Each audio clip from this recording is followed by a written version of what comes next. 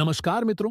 लोग कहते थे कि वहां कभी मत जाना, क्योंकि वहां खाना इंसान नहीं बल्कि आत्माएं बेचती हैं।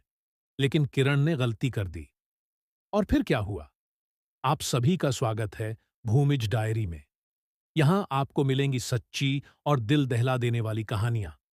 इस डायरी के हर पन्ने में खौफ और डर छिपा हुआ है। तो चलिए शुरू करते हैं आज की कहानी।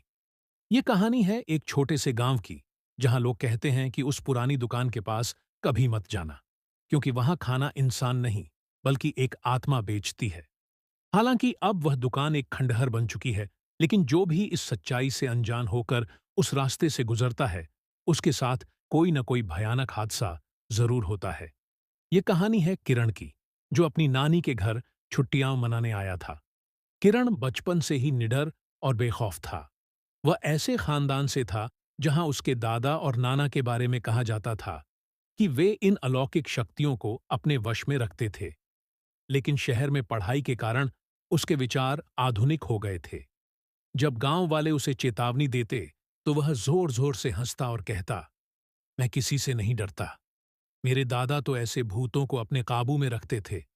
तुम लोग बेकार में इन बातों को बढ़ावा दे रहे हो। यह कहकर वह वहां से चला जाता। गांव वाले उसे बार बार समझाते, यह तुम्हारा शहर नहीं है। यह गांव जितना बाहर से सुंदर है, अंदर से उतना ही डरावना भी है। और हम ऐसा क्यों कह रहे हैं, यह सिर्फ हमें ही पता है। एक दिन रात को खाना खाने के बाद किरण टहलने के लिए बाहर निकला। चलते चलते वह गांव की सीमा तक पहुंच गया। तभी उसे एक दुकान दिखाई दी। दुकान के बाहर एक खूबसूरत लड़की खड़ी थी, जो अपने बालों को सहला रही थी। उसे देखते ही किरण उस पर मोहित हो गया। पहली नजर में ही वह लड़की उसे पसंद आ गई। वह उसके पास गया और पूछा, आपका नाम क्या है? लड़की ने जवाब दिया, उर्वशी। किरण ने कहा, मैंने इस दुकान को पहले कभी नहीं देखा। वह मुस्कुराकर बोली, नहीं साहब, मैं तो यहां सालों से हूं। बस मैं केवल रात में ही बैठती हूं। शायद आप पहली बार इस रास्ते से आए हैं। किरण ने कहा, हाँ, मैं अपने दादा के घर आया हूं। फिर उसने पूछा, क्या आप यहां रोज खाना बेचती हैं? लड़की बोली, हाँ, लेकिन कभी कभी वे मुझे बुलाते हैं तो मुझे जाना पड़ता है। किरण ने हैरानी से पूछा, वे कौन? आप किसकी बात कर रही हैं?